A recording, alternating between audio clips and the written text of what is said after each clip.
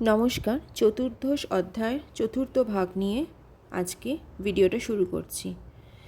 যে জীব অতি অল্পমাত্রাতে আপনার প্রতি ভক্তিপরায়ণ হয়েছেন তিনি আপনার মহিমা উপলব্ধি করতে পারেন। ভক্তিপদ অবলম্বন না করে যারা ব্রহ্মজ্ঞান লাভের এবং পরমাত্মা উপলব্ধির প্রচেষ্টা করেছেন তারা আপনাকে জানতে পারেন না। কেউ নির্বিশেষবাদীদের মহান গুরু হতে পারে অথবা বনে বা পাহাড়ের গুহায় গিয়ে বহু বছর ধরে তপস্বী জীবনযাপন করে জ্ঞান লাভ করতে পারে, কিন্তু ভক্তিযুক্ত সেবা ব্যতীত তারা কখনোই আপনার মহিমা উপলব্ধি করতে পারবে না। আপনার প্রতি ভক্তিপরায়ণ না হলে তারা বহু বছর ধরে ব্রহ্মজ্ঞান লাভ এবং পরমাত্মা উপলব্ধির চেষ্টা করলেও সিদ্ধি লাভ করতে পারবে না। হে প্রিয় প্রভু, আমি প্রার্থনা করি যে জন্ম জন্মান্তরে আমি যেন আপনার অনুগত ভৃত্য হওয়ার সৌভাগ্য অর্জন করতে পারি। যেখানেই আমি থাকি না কেন আমি প্রার্থনা করি যে আমি যেন সর্বদাই আপনার সেবা করে যেতে পারি। ভবিষ্যতে আমি কীরকম জীবন লাভ করব তা নিয়ে আমার কোনো ভাবনা নেই, কেননা আমি দেখতে পাচ্ছি যে গোবৎসরূপে গোপসখারূপে আপনার ভক্তরা সর্বক্ষণ আপনার অপ্রাকৃত সেবা করার এবং আপনার সঙ্গ লাভ করার পরম সৌভাগ্য অর্জন করেছে। তাই আমি কামনা করি আমি যেন তাদের মতো হতে পারি। এই অতি উন্নত ব্রহ্মার পদে আর আমার কোনো স্পৃহা নেই, কেননা তা আমাকে অজ্ঞানের অন্ধকারে আচ্ছন্ন করে রেখেছে। বৃন্দাবনের গোপিকারা এবং গাভীরা এত সৌভাগ্যবতী যে তারা আপনাকে তাদের বুকের দুধ দান করছে। যে সমস্ত মানুষ মহান যজ্ঞের অনুষ্ঠান করছেন আপনার উদ্দেশ্যে প্রভূত ধনসম্পদ উৎসর্গ করেছেন তারাও আপনাকে জানতে পারেন না, কিন্তু নির্মল চিত্তে আপনার প্রতি ভক্তিপরায়ণ হওয়ার ফলে এই সমস্ত গ্রাম্য মহিলারা এবং গাভীরা আপনাকে তাদের অতি আপনজন হিসাবে তাদের কাছে পেয়েছে এবং তাদের বুকের দুধ দিয়ে আপনাকে সন্তুষ্টি বিধান করেছেন।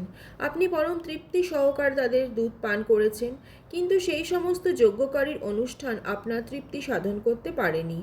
নন্দ মহারাজের মা যশোদার এবং এই বৃন্দাবনের গোপগোপীদের সৌভাগ্য দর্শন করে আমি বিস্ময়ান্বিত হয়েছি, কেননা আপনি পরম সত্য পরমেশ্বর ভগবান এখানে তাদের পরম প্রেমাস্পদরূপে বিরাজ করছেন। হে প্রিয় প্রভু, ব্রজবাসীরা যে কত ভাগ্যবান তা কেউ কল্পনাও করতে পারে না। আমরা হচ্ছি দেবতা, জীবের বিভিন্ন ইন্দ্রিয়ের নিয়ন্তা এবং সেই সৌভাগ্য লাভে আমরা গর্বিত, কিন্তু এই সমস্ত ব্রজবাসীদের সৌভাগ্যের সঙ্গে আমাদের সৌভাগ্যের কোনো তুলনা হয় না, কেননা তারা সব অবস্থাতেই আপনার উপস্থিতি এবং সঙ্গ উপভোগ করছেন। ইন্দ্রিয়সমূহের নিয়ন্তা বলে আমরা গর্বান্বিত হতে পারি, কিন্তু ব্রজবাসীরা এতই উচ্চস্তরে অধিষ্ঠিত যে তারা আমাদের নিয়ন্ত্রণাধীন নন। তারা আপনার সেবার মাধ্যমে তাদের ইন্দ্রিয় উপভোগ করছেন। তাই আপনি যদি কৃপা করে পরবর্তী জীবনে আমাকে বৃন্দাবনে জন্মলাভ করার সৌভাগ্য প্রদান করেন তাহলে আমি নিজেকে পরম ভাগ্যবান মনে করব। হে প্রিয় প্রভু, তাই জড় ঐশ্বর্য বা জড় বন্ধন থেকে মুক্তি এর কোনোটির প্রতিই আমার স্পৃহা নেই। অতি বিনীতভাবে আমি আপনাকে শ্রীপাদপদ্মে প্রার্থনা জানাই যেন আপনি কৃপা করে আমাকে এই বৃন্দাবনে যে কোনো শরীরে জন্মলাভ করার সুযোগ দেন, যাতে আমি বৃন্দাবনের ভক্তদের পদধূলির দ্বারা অভিষিক্ত হওয়ার সৌভাগ্য অর্জন করতে পারি।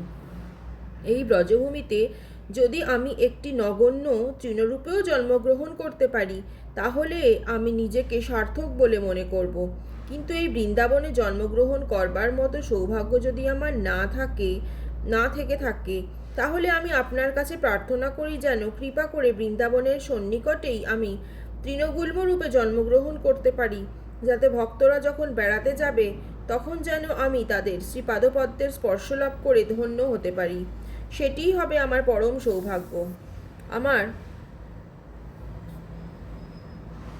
একমাত্র অভিলাষ হচ্ছে আমি যেন আপনার ভক্তদের শ্রীপাদপদ্মের ধূলিকণা সারা গায়ে মেখে ধন্য হতে পারি।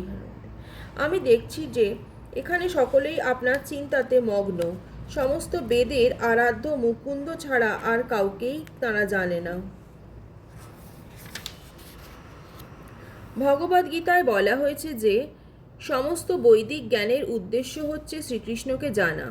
ব্রহ্মসংহিতায় বলা হয়েছে যে বৈদিক শাস্ত্র অধ্যয়ন করার মাধ্যমে শ্রীকৃষ্ণকে খুঁজে পাওয়া অত্যন্ত কঠিন, কিন্তু তাঁর শুদ্ধ ভক্তের কৃপার মাধ্যমে তাকে অতি সহজে লাভ করা যায়।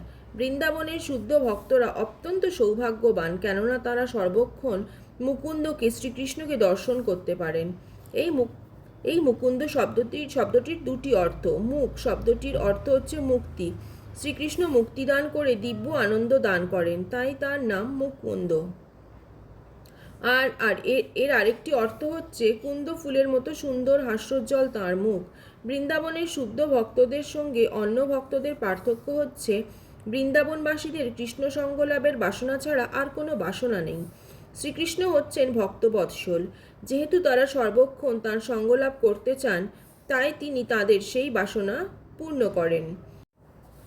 বৃন্দাবনে ভক্তদের ভগবানের প্রতি যে প্রেম, তা স্বতঃস্ফূর্ত। শাস্ত্রের নির্দেশ অনুসারে তাদের বৈধি ভক্তির অনুশীলন করতে হয় না, তাদের কোনো রকম বিধিনিষেধ পালন করতে হয় না, কেননা তারা স্বাভাবিকভাবেই শ্রীকৃষ্ণের প্রতি দিব্য অনুরাগ লাভ করেছেন।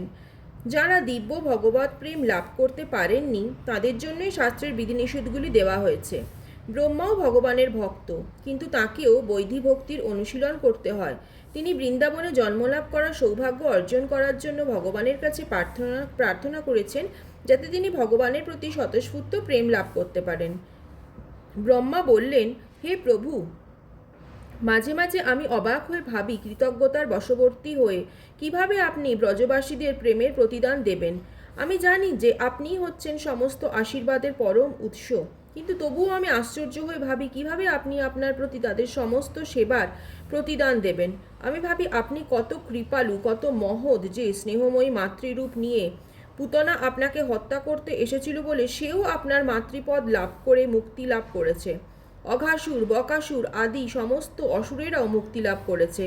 তাই বিস্ময় বিহ্বল হয়ে আমি ভাবি, যে সমস্ত ব্রজবাসীরা তাদের শরীর, তাদের মন, তাদের প্রেম, তাদের গৃহ সব কিছু আপনার সেবায় উৎসর্গ করেছে, তাদের ঋণ আপনি কিভাবে শোধ করবেন? মহাপাপিনী, শিশুঘাতিনী সেই পুতনা আপনাকে হত্যা করতে এসেছিল, তাকে যখন আপনি মাতৃপদ দান করে নিজেকে সম্পূর্ণরূপে তার কাছে অর্পণ করেছেন, তখন এই বৃন্দাবনবাসীদের কাছে আপনি যে কত ঋণী, তা তো কেউ কল্পনাও করতে পারে না। তাই আমার মনে হয় যে ব্রজবাসীদের এই ভালোবাসার ঋণ শোধ করতে অক্ষম হয়ে আপনি তাদের কাছে চিরঋণী থেকে যাবেন। হে প্রভু, আমি বুঝতে পারি যে ব্রজবাসীদের এই অপূর্ব মহিমামণ্ডিত সেবা আপনার প্রতি স্বতঃস্ফূর্তভাবে সব কিছু উৎসর্গ করার স্বাভাবিক প্রবৃত্তিরই প্রকাশ। শাস্ত্রে বলা হয় যে মায়ের প্রভাবেই জড় বিষয় এবং গৃহের প্রতি আসক্তি জন্মায়, যার ফলে বদ্ধ জীব এই জড়জগতের বন্ধনে আবদ্ধ শাস্ত্রে বলা হয় যে মায়ার প্রভাবেই জড় বিষয় এবং গৃহের প্রতি আসক্তি জন্মায়, যার ফলে বদ্ধজীব এই জড়জগতের বন্ধনে আবদ্ধ হয়ে পড়ে। কিন্তু যারা নিরন্তর কৃষ্ণ ভাবনার অমৃত পান করছেন, তাদের কোনো বন্ধনই থাকে না। কৃষ্ণপ্রেমে মগ্ন হওয়ার ফলে ব্রজবাসীরা সব রকম বন্ধন থেকে মুক্ত।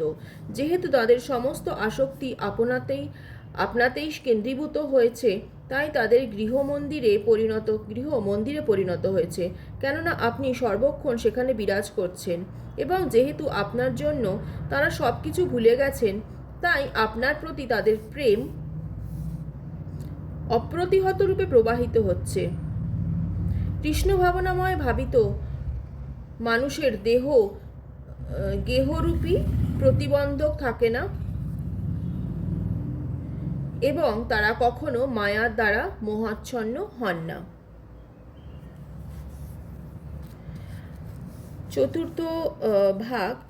চতুর্দশ অধ্যায়ের আজকে এখানেই শেষ করছি। পরবর্তী অধ্যায় নিয়ে খুব শিগগিরই হাজির হব। নমস্কার, সাথে থাকুন।